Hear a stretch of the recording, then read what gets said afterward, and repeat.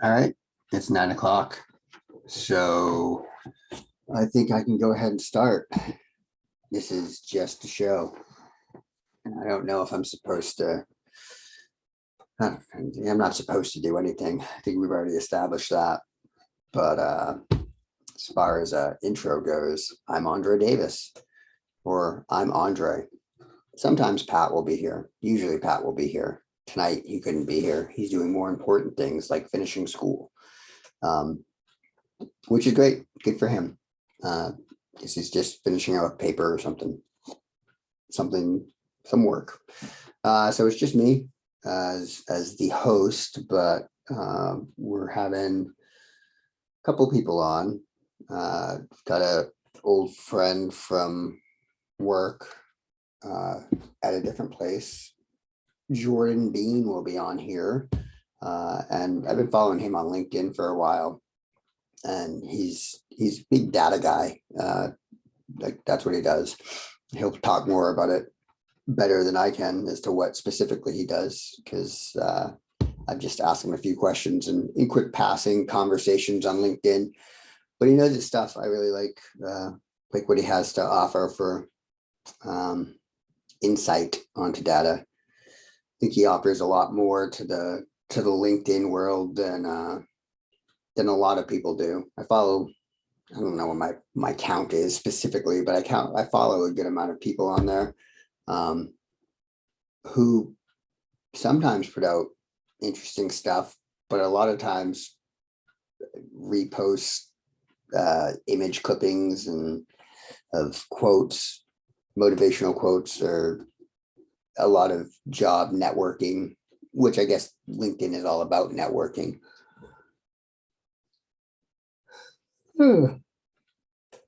Excuse me, and those connections being made.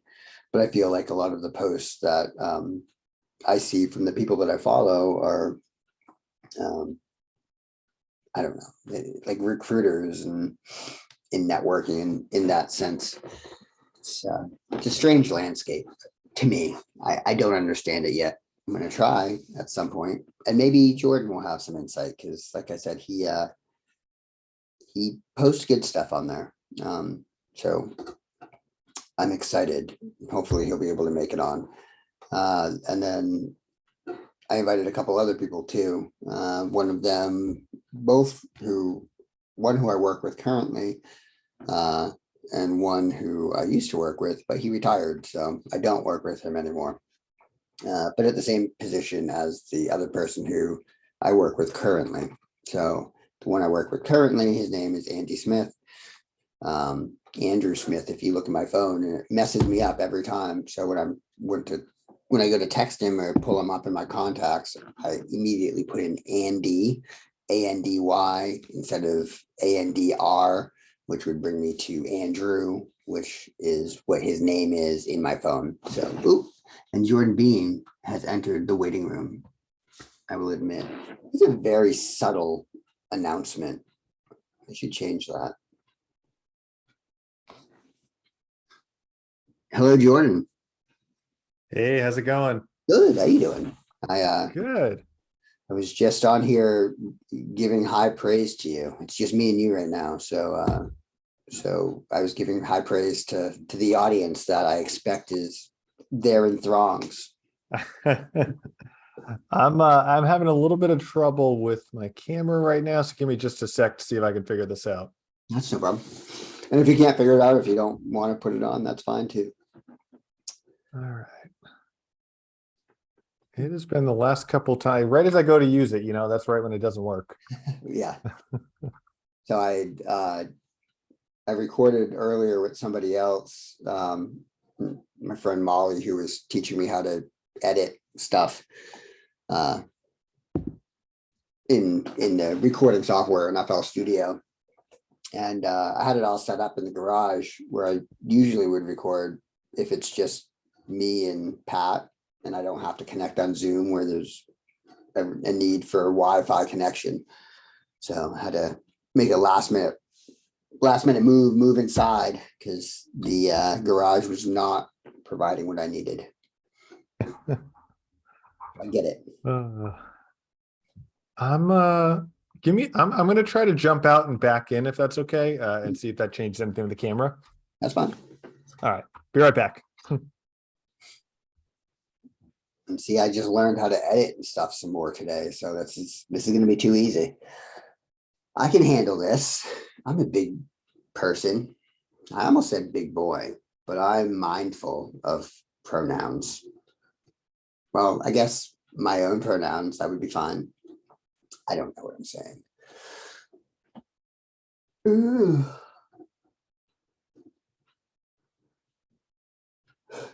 I do know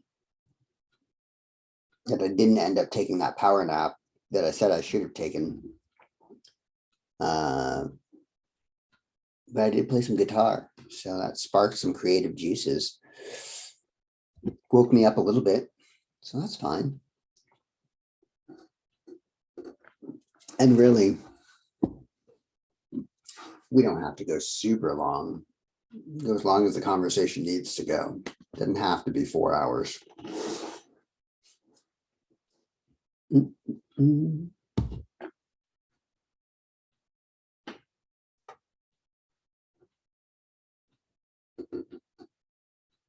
This is what happens behind the scenes of podcasts that are far more produced than mine, I assume. People sitting dead air, just waiting. I was playing on my phone earlier, looking through Instagram, I believe. Ooh, but that's where I did see. So one of the things I really like about Instagram is I'm finding a lot more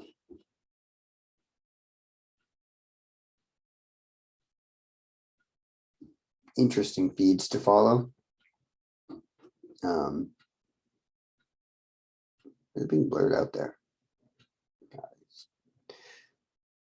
That that have things that I'm interested in, like this.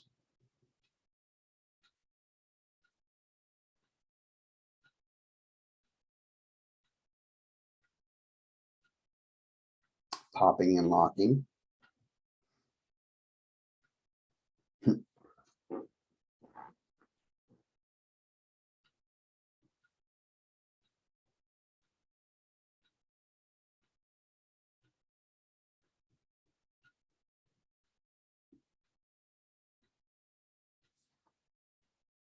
All right, I gotta do this little push-up challenge thing.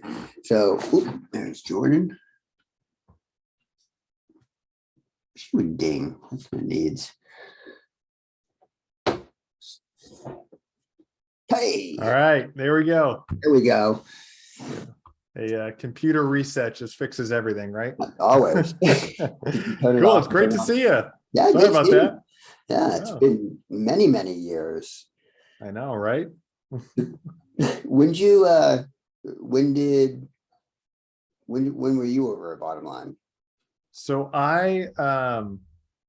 let's see. So my last year would have been 2016, Okay. because I interned 3 summers, freshman to sophomore, through my senior year. Then I worked remotely from school as well, my last couple of years. So 2016 would have been the end of it.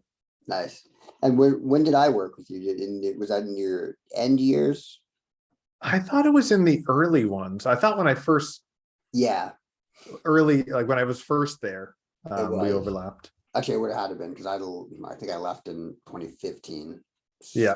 Or so. So, but yeah, that was a lot of fun. It was Yeah. you were my first experience with an intern of any sort, like working with somebody, and it was kind of handed like, here, give him stuff to do. Okay. Yeah, I almost had the chance to manage an intern this coming summer, my current job, and I had no appreciation for what that meant until I was about to be on the hook for it. Be like, oh my god, what are they going to do? Like, how do I? So yeah, I did not appreciate it then. Certainly appreciate it now. I mean, I did then, but can relate to it more now. Oh yeah, certainly. So you when you had started, was that? I mean, you went to, were you going to school for data? I don't think you. No, so I had a completely liberal arts undergrad degree. So economics and Spanish was kind of my thing. I always had a bit of a fascination with computer science, but it felt like something that was just above my head, and you've never coded before. It's pretty intimidating Yeah. to try to get on a keyboard and do it. So I think I'd always found it fascinating, but never really took the plunge into data and programming till probably a year and a half or so after I graduated. So no coding background, no data background before any of that. Yeah, I mean, you jumped right into it from my perspective pretty well. So I know a lot of the work that we had, and which is typical of, if anybody's familiar or not familiar with intern work. It's kind of funny. I had a conversation with I'm in a fraternity up at Orono, Beta Theta Pi, and I'd gone up there to do something yesterday. And the night before, I was able to stay over, and there were a couple of the brothers living in the house, and they're 20 something years old, and I haven't been in college for 20 something years. So it was nice to talk to them and get to know them a little bit. But one of them was talking about internship opportunities, like that's where they're at in their life, and talking about the struggle in getting an internship, the different places they have to go to. But he was explaining how his current job is managing a whole team of like painters for some painting business, and explaining everything he's doing there, and being frustrated with not getting an internship. And I said, you're in a good spot. Like, I wouldn't, you're getting far more value out of this management position than you are from an internship. But Yeah, I mean, this is like a much more meta discussion, but I've always felt that there's not enough appreciation for skill transfer as opposed to, say, like words on a resume transfer. Like, you manage people, you deal with customers, you deal with accounts receivable. Like, those are things that translate to so many different types of jobs. But if someone doesn't see, Morgan Stanley at the bank, right. they're not going to treat those skills the same from a like a skills perspective. And it holds people back. It's frustrating. There's a lot of talented people doing great work that aren't recognized for it because whatever the title or name on a resume doesn't match what someone's expecting. Absolutely. Yeah, I agree with that 100%. It's interesting that you said you have that liberal arts background. I also have a liberal arts background. I didn't go to school for data science or anything. I take that back. Okay. I ended up with a degree in internet security systems, but that was just because I had to pick something. But I didn't really have any experience with data as far as using it day to day or learning it, except for when I was at Bottom Line in that role that I was at there. And I remember Doug Cranston. Yeah. Yep. Yeah. He was great. And he introduced me to SQL because we'd be trying to solve these report problems, and he'd be showing me, oh yeah, I just ran this query. What are you talking about? Why can't I do that? So Yeah. he introduced me, and I learned it's great to like learn that data, and having I think the liberal arts background, and I see it in what you do and a lot of the things that you post, and the thought that you put into it, and even working with you a long time ago, that creativity, I think, is there from that background, or at least for me. Like I see a lot of creativity from the other things I've done. And when it came to data, I feel like the creativity is the hard thing to get to a lot of people who deal with data. A lot of people who are really good at it, I feel, know the numbers, they have that logic and that rationale, which is great. But when it comes time to, all right, well, what do you do with it? Like, that's where people like you have that creative background come into play, I think. Yeah, just a quick comment on the first thing you said. There's a certain mindset or personality that just clicks for certain people with data and coding. It sounds like you have it. I know I have it, where when you learn what to type and something comes back and it's what you wanted, it's just the most satisfying thing in the world. So whether it's a SQL query or R or Python or whatever it is, it's just, when you get that rush, it's just a small win in life. But yeah, one of the things that I find really interesting about analytics today is, say maybe 5 years ago, a little bit more, almost everyone that was in the field was a computer scientist, or they had some type of really heavy technical training. And then what emerged was the biggest complaint about data science was that a data scientist couldn't talk to someone in the business. They couldn't understand a business problem. They could develop a great model. They could write great code, but they couldn't always connect it. And so those data projects failed because those soft skills of how to communicate, how to create a presentation, how to put something in language that someone that's never written a line of code can understand, is only now, I think, coming to the forefront and emerging. And I find, my liberal arts background to be an advantage on that, because I never wrote a line of code until I'd already learned a year and a half of business and consulting and 3 years of internship with Bottom Line. So I was, call it 5-6 years into my economics / business / strategy life before I even started to code. And as a result, I just had a different perspective approaching those problems. And that I consider that to be a huge advantage, that I never touched a line of code until I'd already learned the rest of it. And I could just connect things, I think, differently than when I saw people that only took data science courses or only took computer science courses. They tended to just bring that more programmer mindset to a problem that doesn't always work in, a real business decision. Yeah. That makes a lot of sense. I think that word you use, perspective, is key, right? And with data, that's the biggest thing, really. Perspective. I think a lot of people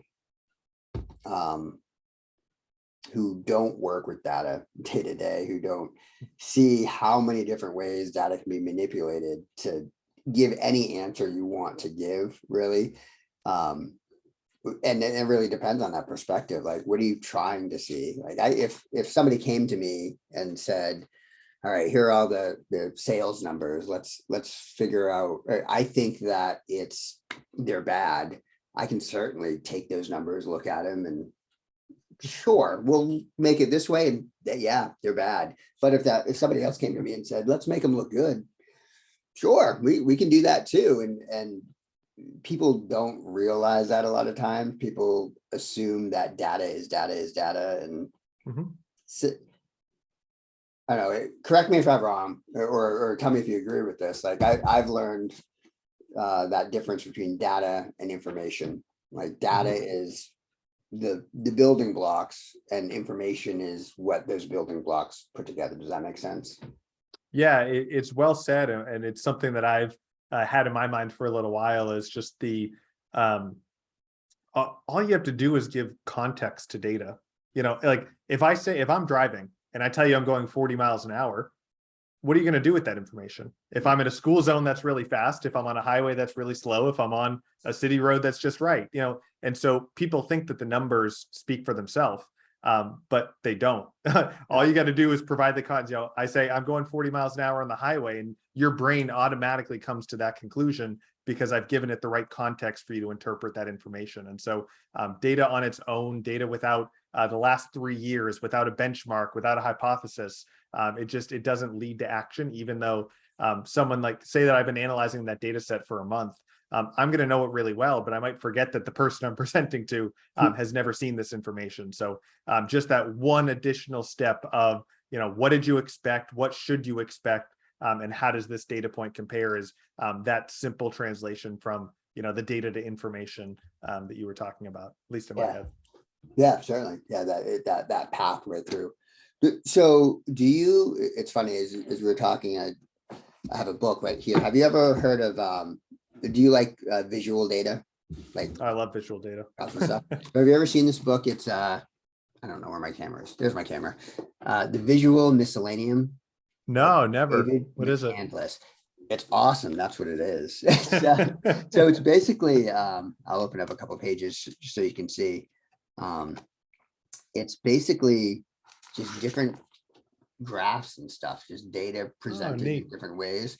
So this is just a bubble graph, and it's got the different sizes.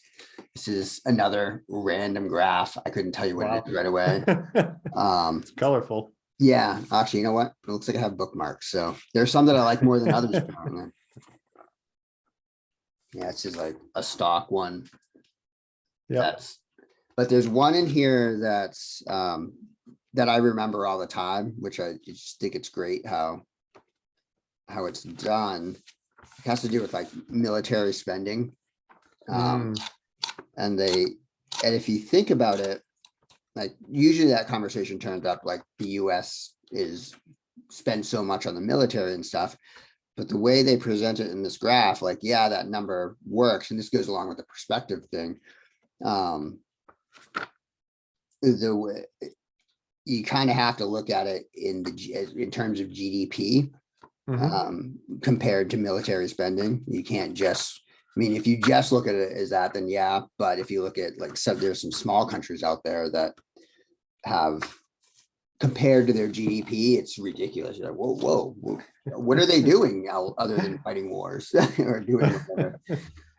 Yeah, and just while you find that, it brings me back to one of the points you just made, which is someone comes to you and says, make this data look bad. Someone comes to you and says, make it look good. It's the same data in the end. And the perspective you take, the way that you approach the problem, the way you report the information or visualize it can completely change the way someone interprets it, even though it's the exact same data point.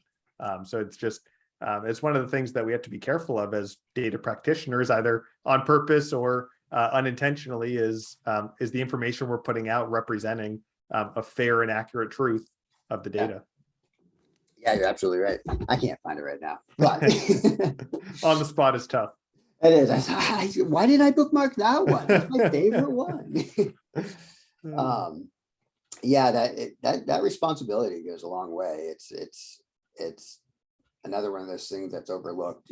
And I think from a hiring standpoint, companies need to realize that there really needs to be an ethical value to it. You know, you can't just grab somebody off the street. I remember, so this may not have anything to do with it, but when I got hired at the place I work now, the sat down for my interview, and the person interviewing me looking at my resume and looking at me, and we're having the conversation, and I'm going through, and he's asking me to do these things, and I passed a little test. Well, you don't look like much of a nerd at all.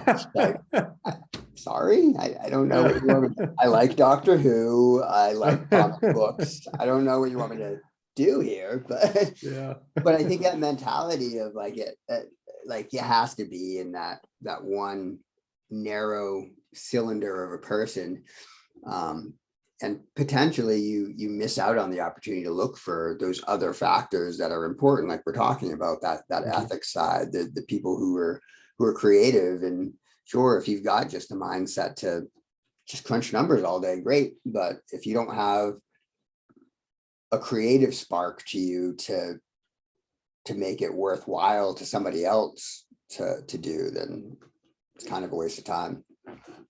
Yeah, and it one of the things that I firmly believe, and it's a little bit about my own experience and what I've seen teaching and working with others, is you can learn to code. We can teach anyone that wants to learn, that wants to practice, is willing to put in the time, how to write lines of code. But it's a lot harder to teach people domain expertise in marketing, in HR, in finance, empathy, EQ, communicating with others. Like, those are the really hard skills to figure out how to structure a problem and try to solve it, and that's where it comes from. People with a variety of different backgrounds can solve those problems if you just teach them how to learn to code. So it's not just about, maybe not a data scientist, maybe not building a production ready model. I can't do those things. I wouldn't pretend to be able to, but I know that I can think about ways to communicate information and analyze data. And so it's really about, like, coding for me is the core of a data analytics skill set, but that's the easiest taught skill of all the world of a really well-rounded and solid data analyst. And it's funny because well, you say you don't know how to do those things, and it'd be easy to learn how to do those things, but I think I could if I wanted to. But the thing is that at this point, like where you are as far as knowledge goes and all that, you don't want to do those things. It's wasteful for you to do a lot of those things, because where you have people like you who are interested enough to keep pursuing more thought and stuff, like that's where that type of mind ought to be used, versus like you say, you could teach anybody to code. You could teach anybody to do the grunt work stuff. How many books are out there? How many classes are out there Yeah. that are free and not so free? Yeah. When I first learned to code, I'm sure you've had the same experience, and anyone else that's listening, it's really hard to go from 0 to 1, to know absolutely nothing, and then just, stop getting errors with every code you write. That's hard. And then as I started to learn more, my brain went in 10 different directions. You learn one thing, and there's 5 other things you can learn, then that branches and branches. And all of a sudden you have this world of everything from data engineering to data cleaning to machine learning to data analytics to visualization, and then all the subgroups underneath it. So I tried to learn a little bit of everything. And then eventually I hit the point where I said, that's crazy. You got to pick something and run with it. And so because of my background, because of my interest, I just tended to go a little bit more toward that middle ground of, a translator or someone that can kind of speak both analytics and business, because that's where, that's what sparks the most interest for me and the most excitement. I love learning really complicated coding problems. I love learning about machine learning, but there's just so many hours in a day. And so it's just, you can't do everything. And so whatever you put your time toward, you can do. And I've just tended to gravitate toward a little more of that middle ground, because that's what I find most interesting, even if I also like other things as well. Yeah, it's tough I'm the same way, in the sense of you want to learn every little thing that comes along your way, because it's also interesting. It's it's like, oh, Excel, for example, is something that I just go down a rabbit hole of learning different things. I don't use 99% of the stuff I know how to do in Excel, because my role doesn't require it, but I always try to find ways to use it, and it makes the work 10 times harder than it needs to be. I'm just trying to make a list. But yeah, it's almost that what's that phrase? The master of all, but no. I know what you're going for. Yeah, that phrase that we don't know right off the top of our head, but we know what it is. Yeah. But it's fun to learn all that stuff. So on that line, you had mentioned R and Python, which I know are huge data tools. Yep. And I know are 2 things that, going back to that, going from 0 to 1 takes a lot of work. They're just so intimidating to me. And I don't even know why they're intimidating to me. I think I've installed the things that I need in order to get going with it about 4 times on different computers and never got going with it. So, oh man, yep. What are those in comparison to SQL, let's say, because I'm familiar with SQL? Yeah. Well, SQL is a little bit of that for me. I've never done it hands-on. It's on every data job posting that has ever been posted, but I've managed to skate by with just a little bit of SQL knowledge for now.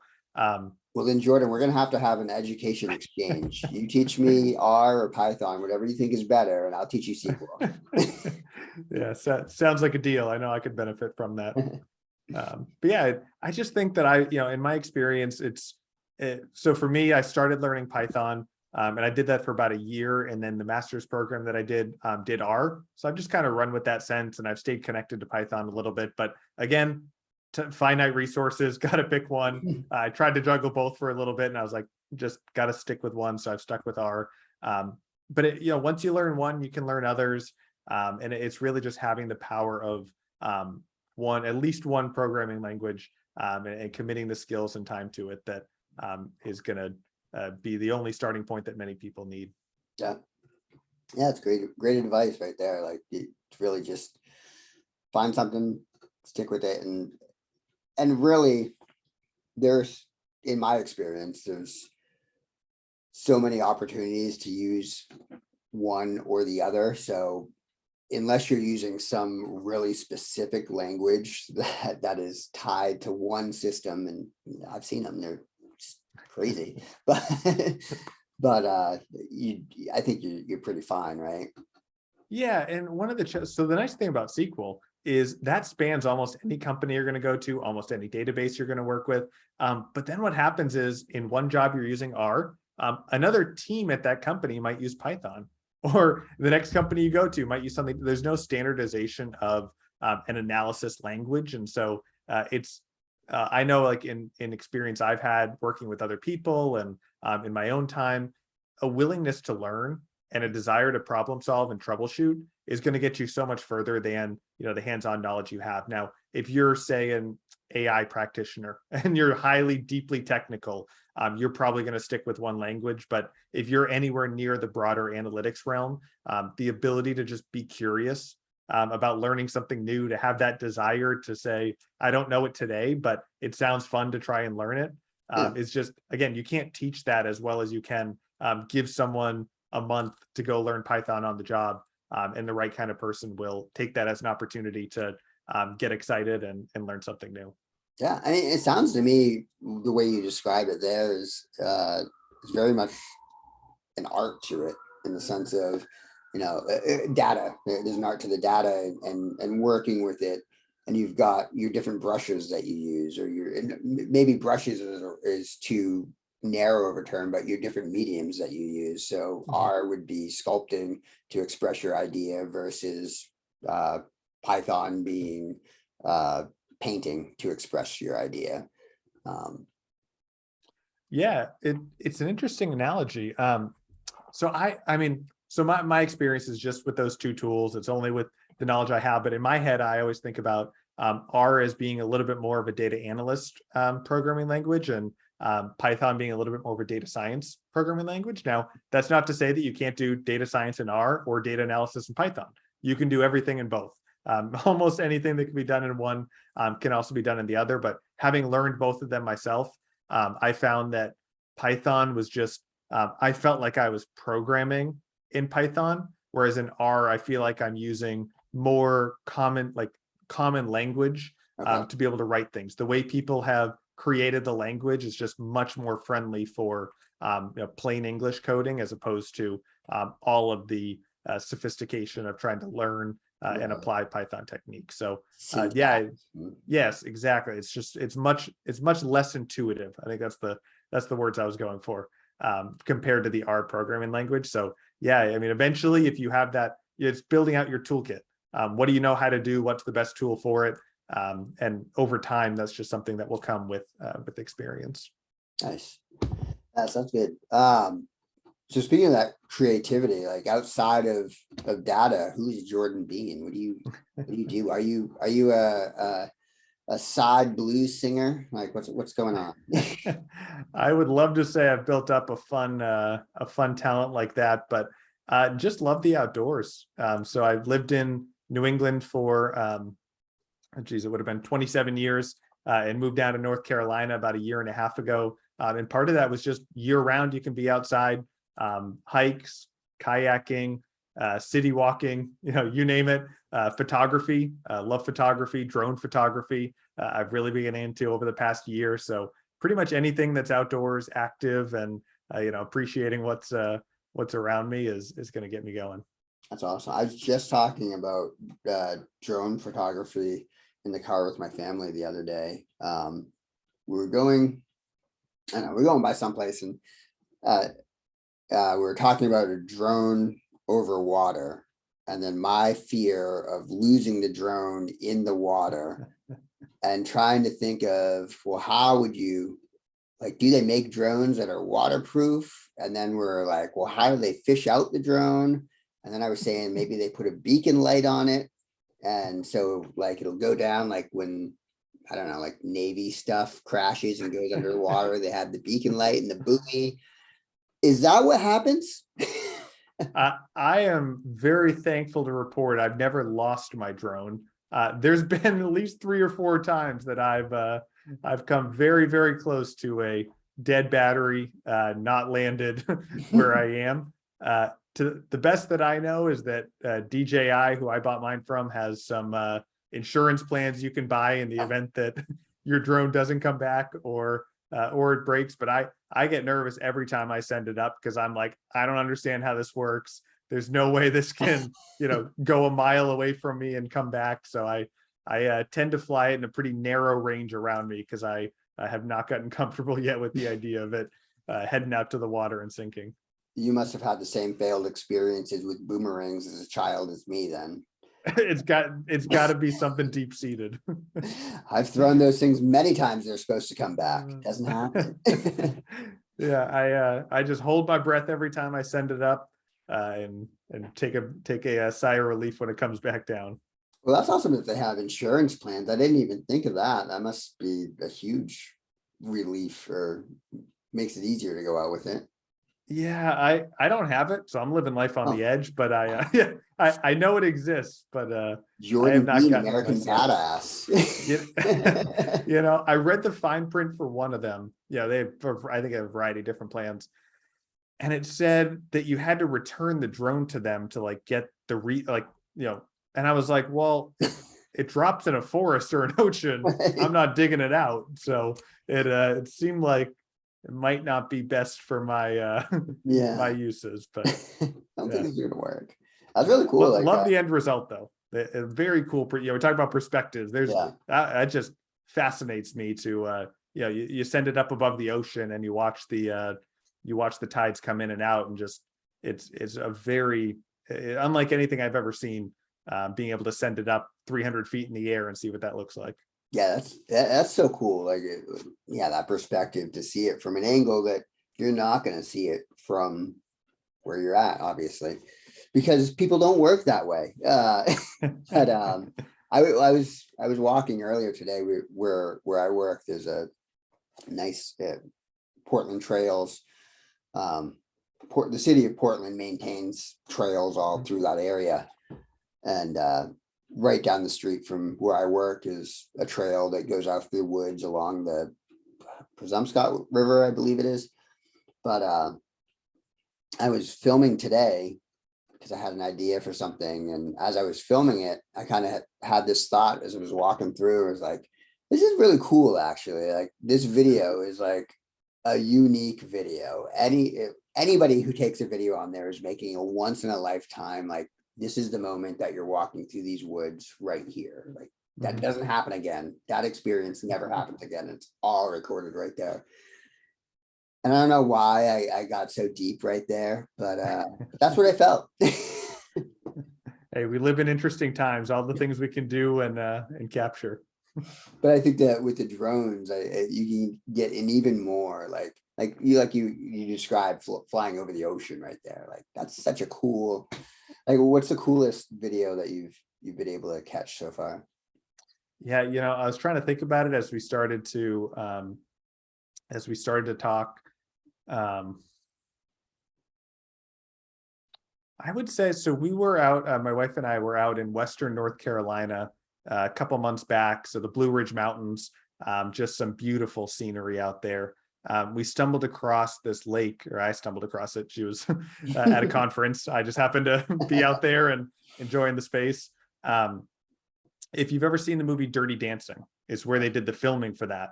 And so I sent the drone up, and there's just lake, there's lakeside houses, there's a mountainous background, a clear blue sky for the day. And it's just, I think about my picturesque scenery. It's the lake, it's the mountains, it's the nice homes along the water. And so you have what you can see, but you get just 20 feet up in the air, just above that tree line, and it opens up to the rest of it. And it is incredible scenery. That's amazing. Yeah. I'd love to. That's everything. I'd love to get a drone and mess around just like that, because so limited on the ground. Yeah, well, they're becoming more affordable. So Yeah. it's that consumer technology where it starts really expensive and niche, and slowly make VR same way, makes its way down to a level that we can afford. Yeah, I've got. So do you have VR at all? I do. Yeah, I do. I've got. Do you have the Quest? Yep. Yeah, I got the Quest 2, and it's how do you feel about VR? Ooh, how do I feel about VR? It's got its pros and cons. The first time I put on that headset, I went, this is the most amazing thing that I've ever seen. You're surrounded, you're immersed, and it was just an incredible experience. But then you get the slightest bit of lag. You get it off of your eye sign just a little bit, and it gets a little bit fuzzy, and that throws off your sense of equilibrium and balance. So it's an incredible technology. what it will be able to do when it has perfect resolution, when it has faster processing speed, when it has more available options. Like the App Store today on the iPhone is very different than it was within the first couple of years. So it has the promise to be a very incredible technology, and I think we're just still in the early innings of it's become consumerized, but not to the degree that has crystal clear quality, that has all of the options that it might someday have. What do you think of, so like you say, it's been consumerized, and I think it's been more towards the consumer market, as in the people, the direct versus businesses. I've seen some tools for VR that seem pretty cool. It's kind of funny as far as VR goes, when it came out to the Quest 2, for example, I found that that's the stuff that I was more interested in getting than the games. Like I like the games. There's some fun ones that I played. But like I was super psyched to get Virtual Office, I think it was called, or something like that. Have you tried that? I have. Yeah. I was going to ask what you found, because I've stuck mostly more to the like leisure and fun side. I've seen some sprinkling of applications of it to interview practice, or a virtual hangout room if you're, say, an office, but I've never actually tried it myself.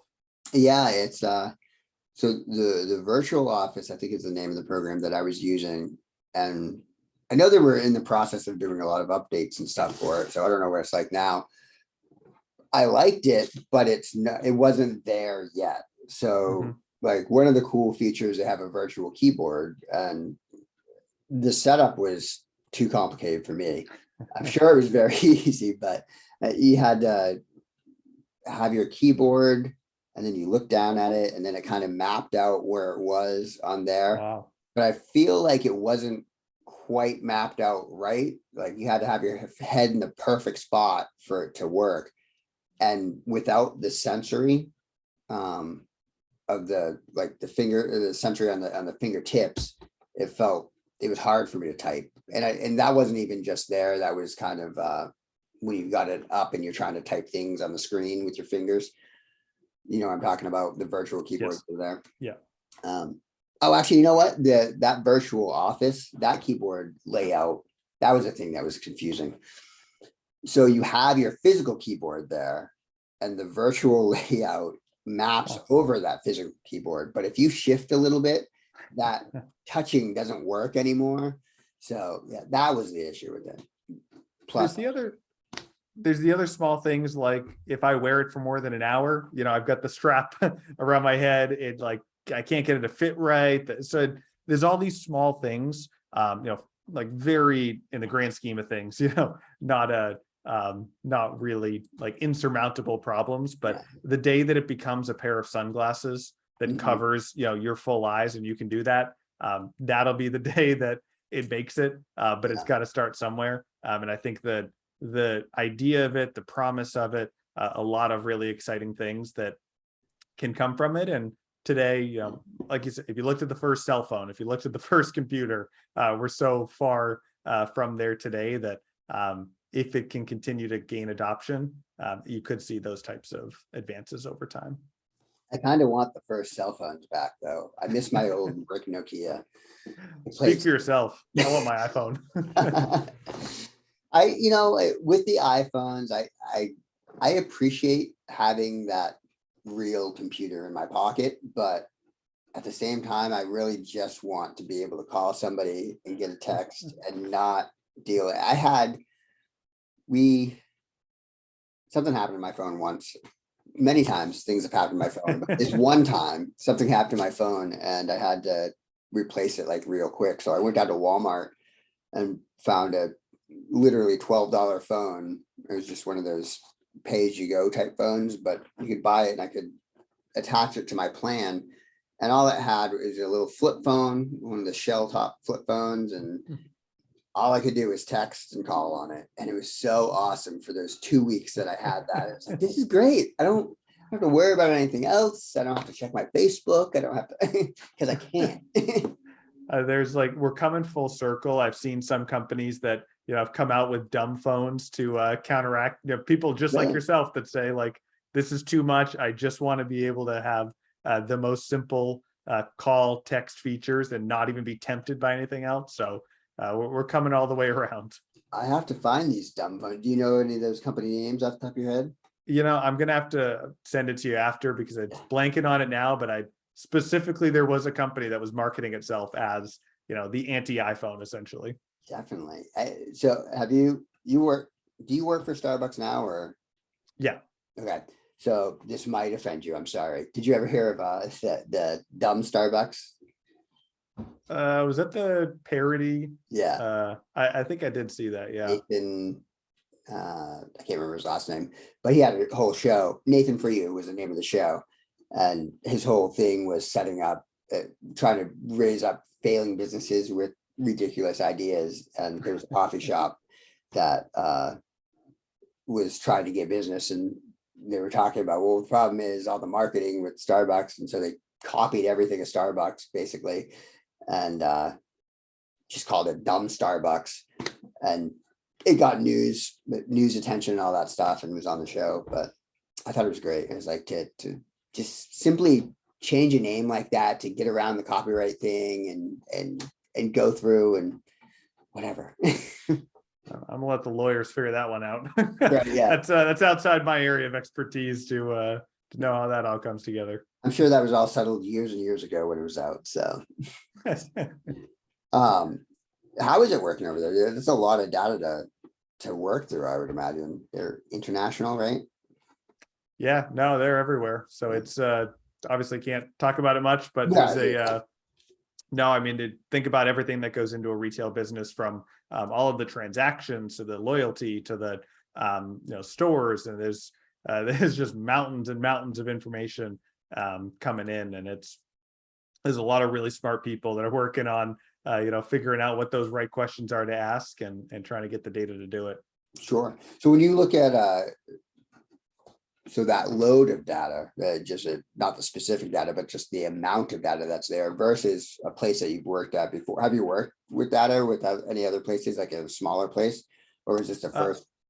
So when I was at my consulting job, we had data of varying sizes, but almost everything fit into an Excel or CSV file. Then I was at Liberty Mutual, and obviously they have reams and reams of data coming in as well. So that was probably not as much, but still a very, very large scale of data. Do you find practices, because you always hear about best practices in an industry, or not in an industry, in a field. Do you find that those best practices pretty much apply across the different sizes, or are there tweaks that you think you need to make? Yeah, I'd say if anything at bigger companies. So if you think about the world of bigger companies, there's the ones that have emerged in the last 15, 20 years, Amazon, Netflix, Meta / Facebook. And from what I hear from people that I've talked to that work there, or just reading what they put out publicly, they have really clean data.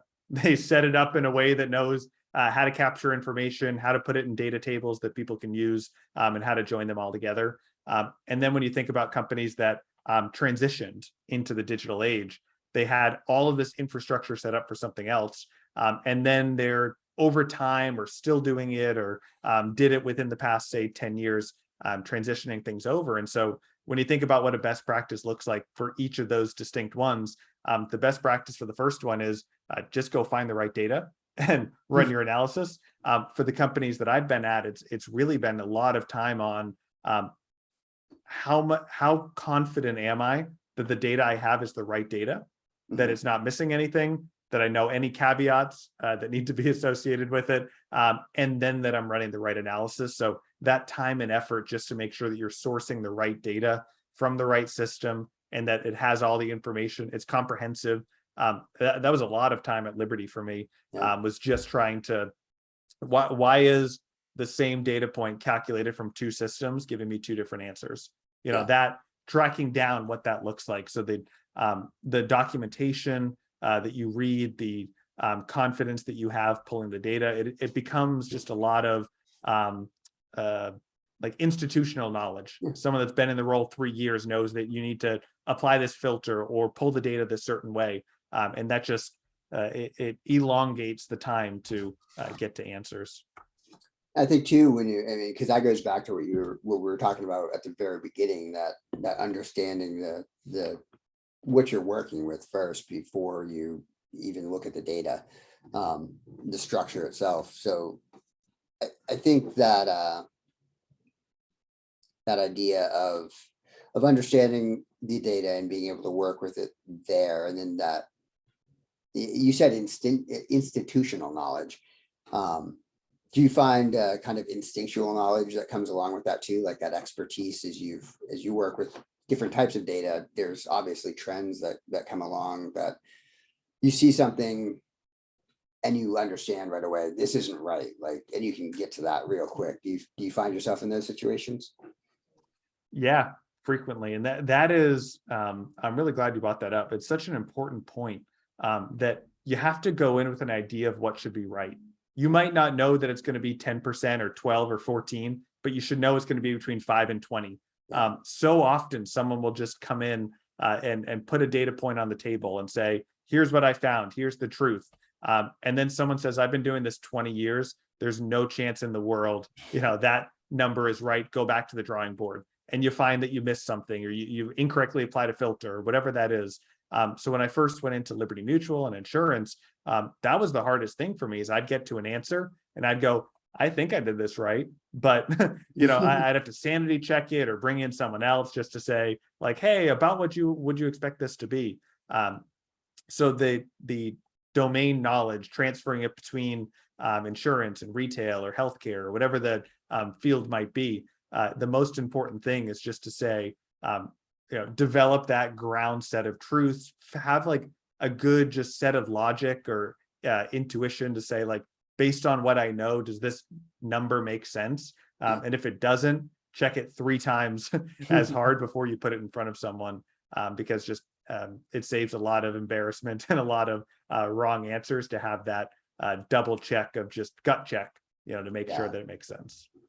I think too, I would add to that, like what you just said, it takes a lot of wrong answers to get to that point where you can like gut check. And so especially for people just starting out, and this apparently has turned into, hey, are you wanting to get into data podcast? But for people just starting out, I think it's important to have the patience to take that answer of, no, this is absolutely wrong, and understand that they've worked there for a long time and they can do that. Like, that was one thing for me, that patience to say, what are you talking about? I know I'm right. And maybe that's hubris too.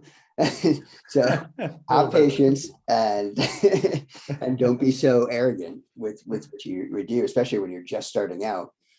But that's tough too, because I'd get people that would come to me and say, this report's wrong. Why is it wrong?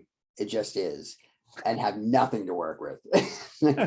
So you just have to go back to the drawing board and fix something else. But did you, so in your report, do you write reports or based on request, or is your report a lot of researching and developing what needs to be reported? Yeah, so I don't do too much of that day to day now. In my last job, it was a little bit of both, because there's the aspect of, I have this question, can you answer it? And that's part of, so that role was kind of an analytics consultant internally, essentially supporting 2 of the teams, the healthcare team and the public entity team.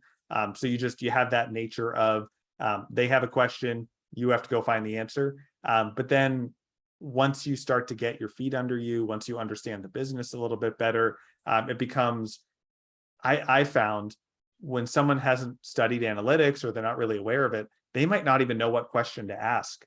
And that's where it becomes a really powerful value add. When you understand the business and you understand analytics, you can say, you've asked this question, here's the answer, but really here's this other question that we can ask, or another way we can approach it. And that becomes a very powerful value that you can bring. Is I found that when I learned analytics, just the world of questions I could ask expanded. And that's where bringing that in to help people be more proactive or to ask better questions can just be really fascinating, and a great chance for someone with, a year of insurance experience that I had talking to someone with 20 years of experience. I could still have a seat at that table because there was new things that I could think of or bring that they wouldn't even have known to maybe ask for.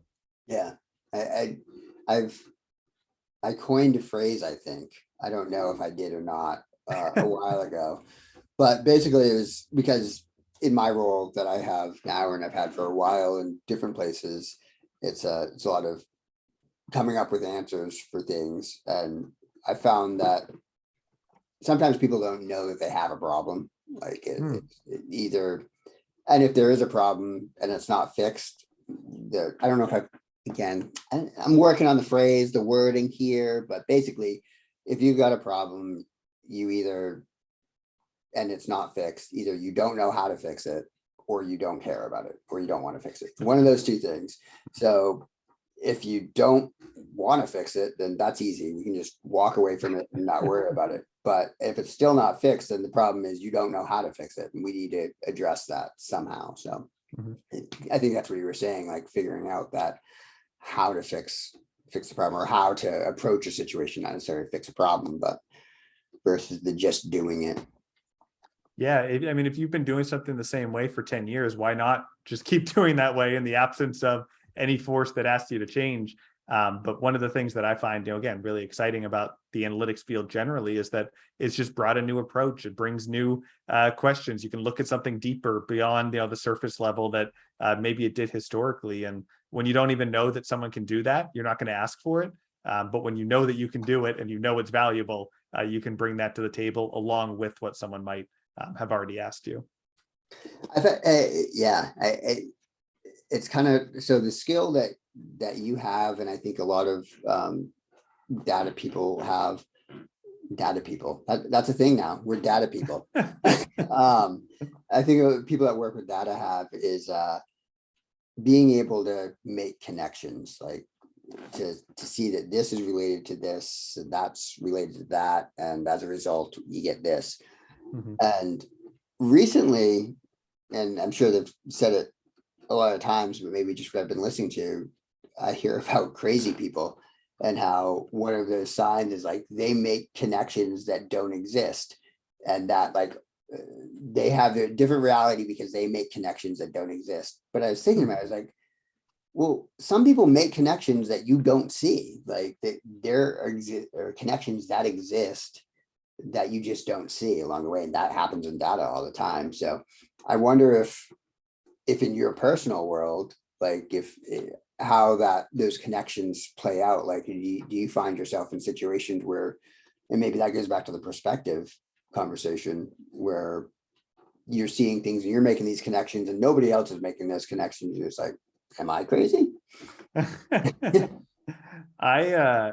Yeah, you're spot on with the idea of bringing in information from different sources. I think we've hit the point where it's fairly commoditized to run an analysis on a single data set and find a single answer. The power of data is increasingly coming from, can you take data set A and find a match in B and then a conclusion from C, and bring that all into one place for someone to see. So you ask about kind of connections in my daily life. So I live in Raleigh.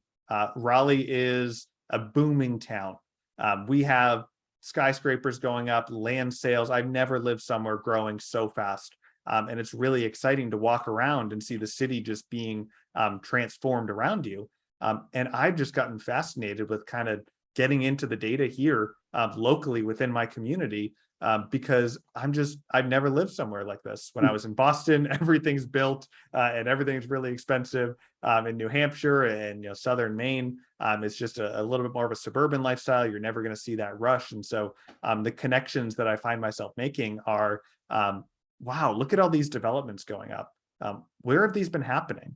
And where's it going to happen next? And then you can go in and pull the data and map it to the different parts of the city and see how the city's grown, just because I'm new here. And so all of the things that I don't know the 10-year history, so I'm going to go back in the data and try to figure out what that looks like. Or The housing market, it's crazy here. It's crazy everywhere. It's crazy here as well.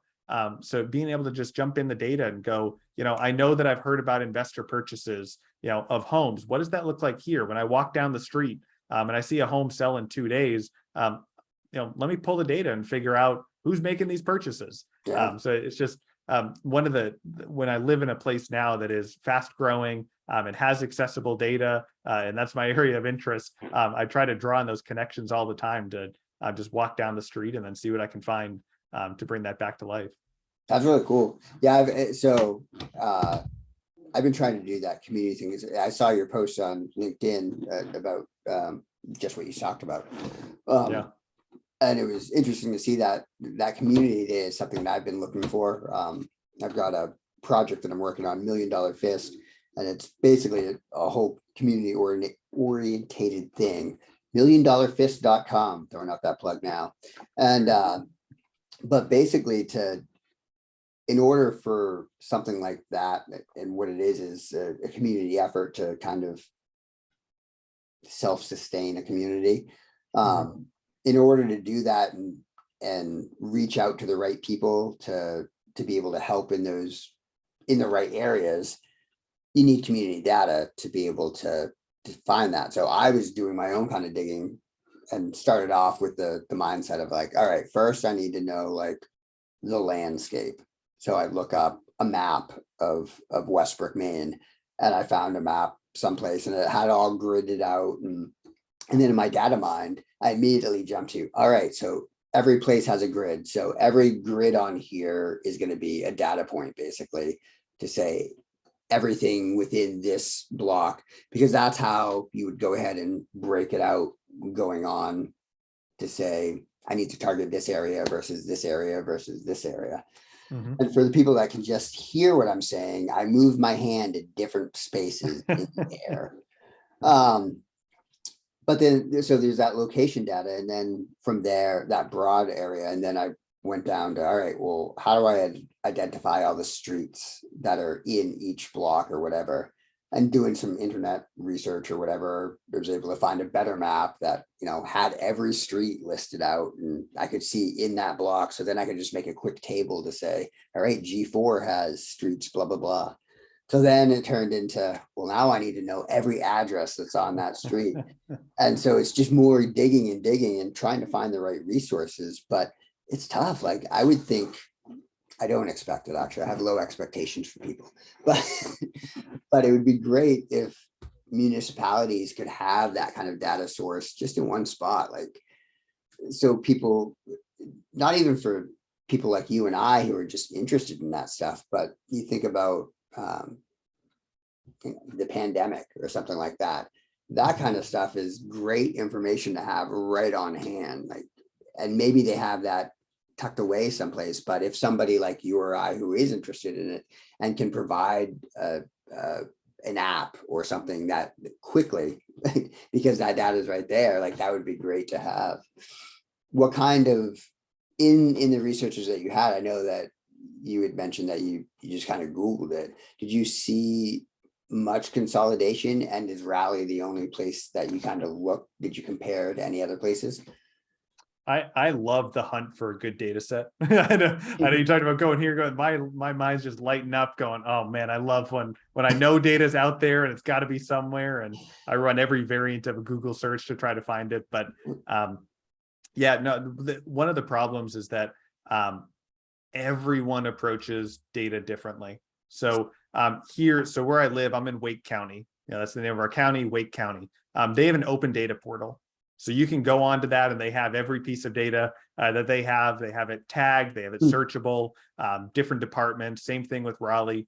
They have an open data portal, tagged, searchable. And then you go to somewhere like, Westbrook, Maine, they're going to be too small to do that. They're just not going to have the resources and the teams to be able to put that together. And so one of the reasons that I focus on my local community is not just that I'm interested, I'm living here, and it's just interesting, but it's available.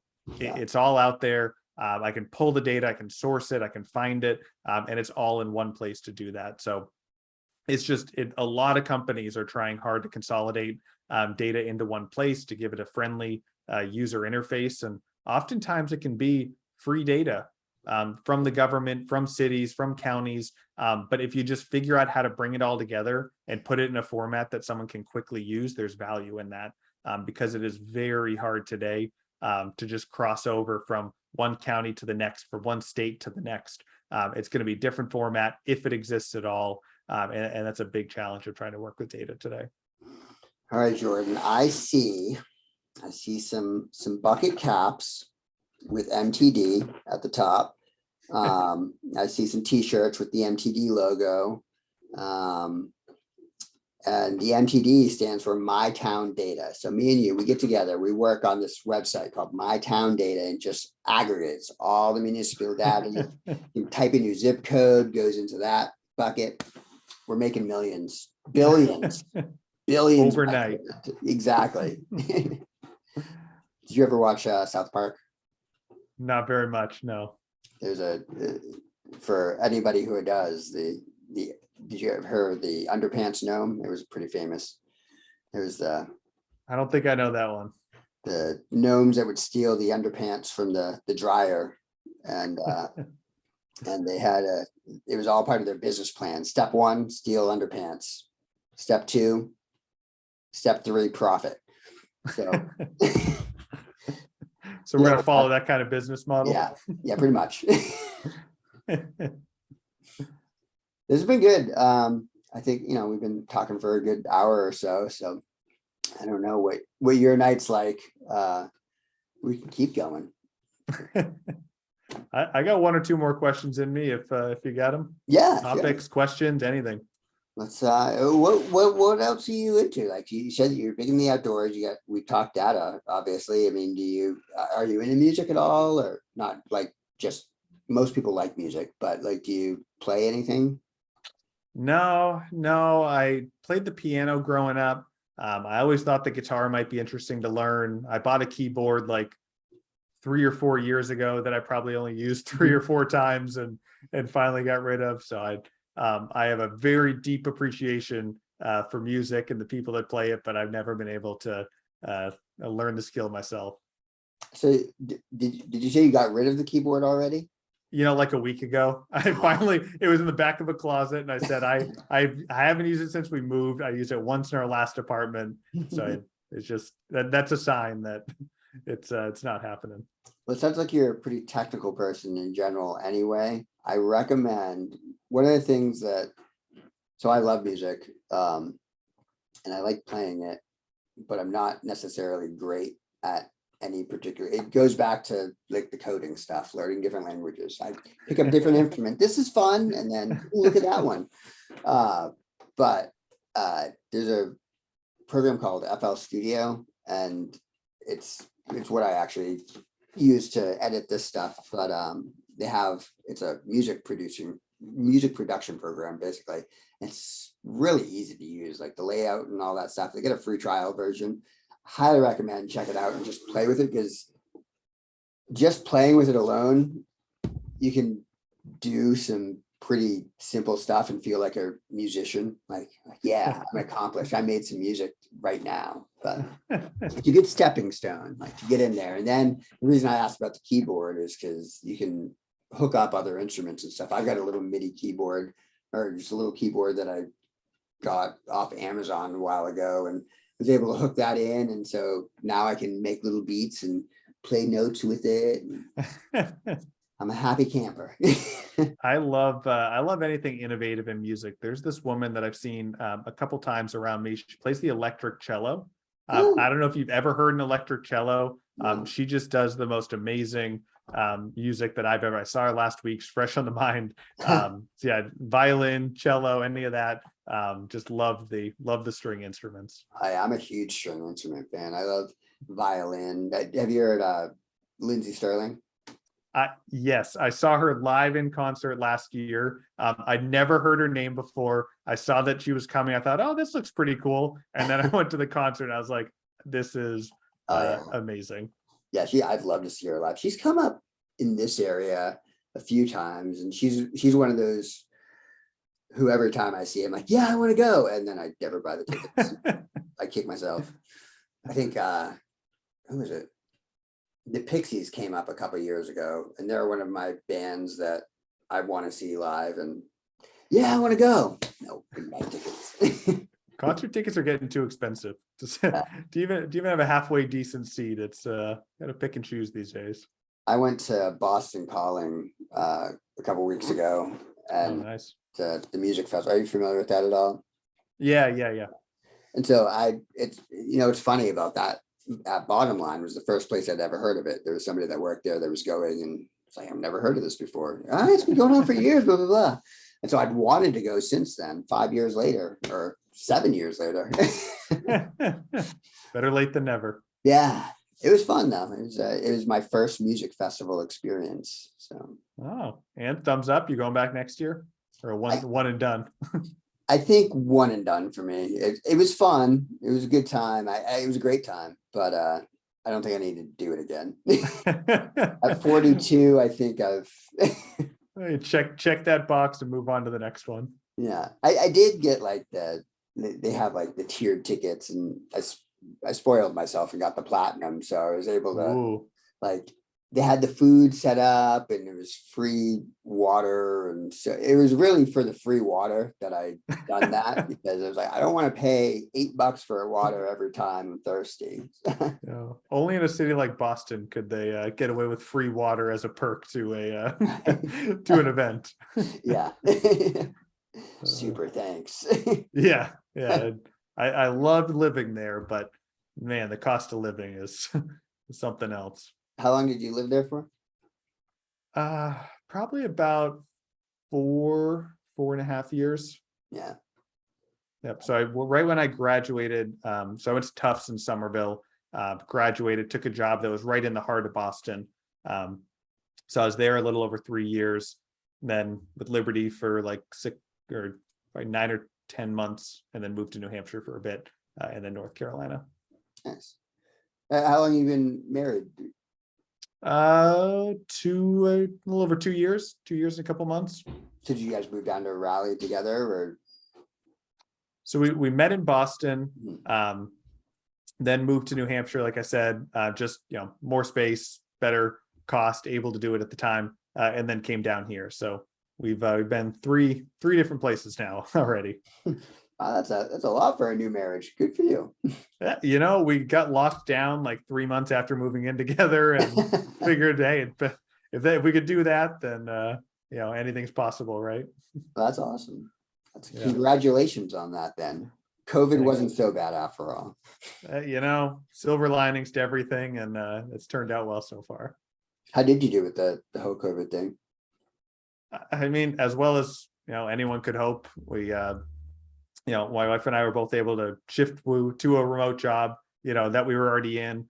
We both changed jobs to varying levels of remote. Mine is fully, hers, she was in office, now she's mostly remote. We were able to move to a couple different places and experience different parts of the country. So I'd say in the grand scheme of things, we're both healthy. We're both still mobile and working. So I count that as pretty good. That's awesome. Hey, you look healthy too, so keep it up, whatever you're doing.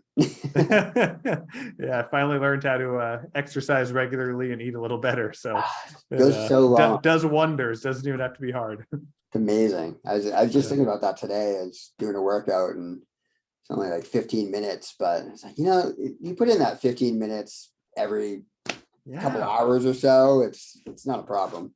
I'll do 2 like good solid 30-minute workouts a week, and I think to myself, like, that's 1 hour out of I'm not gonna be able to do the math, but 150, 64, something like that, whatever the number is, 1 hour a week, and I feel so much better. Yeah, it's the body motion, and it's necessary. It's necessary. We don't do it enough. I don't know if you ever tried it, but I got hooked on a boxing gym, and I've never had more fun working out than doing boxing workouts. Just it ended up not working out. Couldn't get there. It's too far away. But that is my by far favorite workout type. Oh yeah, it's great. I've got I got a heavy bag and a speed bag in my backyard, And so I go out there today, part of my workouts, hitting the heavy bag, hit the speed bag a little bit, and Oh, it's awesome. whatever else is, oh, it's so great. Stress relief, strength, cardio. Oh yeah. It's got Do it you, all. do you just hit the bags, or do you use a speed bag at all? So I started out, have you ever heard of 9 Round? No. Okay, so they're just a workout gym. They have, different stations you go to. One of them was a speed bag. So I got used to doing that. And then I transitioned over to a title boxing when we moved here. And they just had the heavy bags.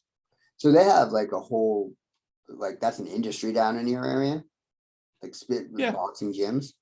Yeah, I mean, we probably have, because I looked it up when we got here, probably have at least 8 or 9 within a 10-minute drive, 15-minute drive. So it's perks of being closer to a city is you get those nice diverse amenities. Yeah, I don't think, well, we have the Portland Boxing Club, which isn't what you're talking about. I don't, I mean, the most we have is kickboxing classes at different places, which are, you just hit the bag or whatever. It's not a whole lot of variety, and somebody's just yelling at you. Not my idea of a great time, but each their Some own. people's. Yeah. I actually, when I was working at teaching karate at that studio, they had a kickboxing class going on as well. And you want to teach a kickboxing class? And I learned how to do it. And no, I don't want to teach this. I don't have the leg flexibility to do kickboxing. My leg just doesn't reach that high. Not yet. It can get there. It's so painful to even start that I stick with the boxing. That's fine. The upper body works too. Yeah. It's all I need.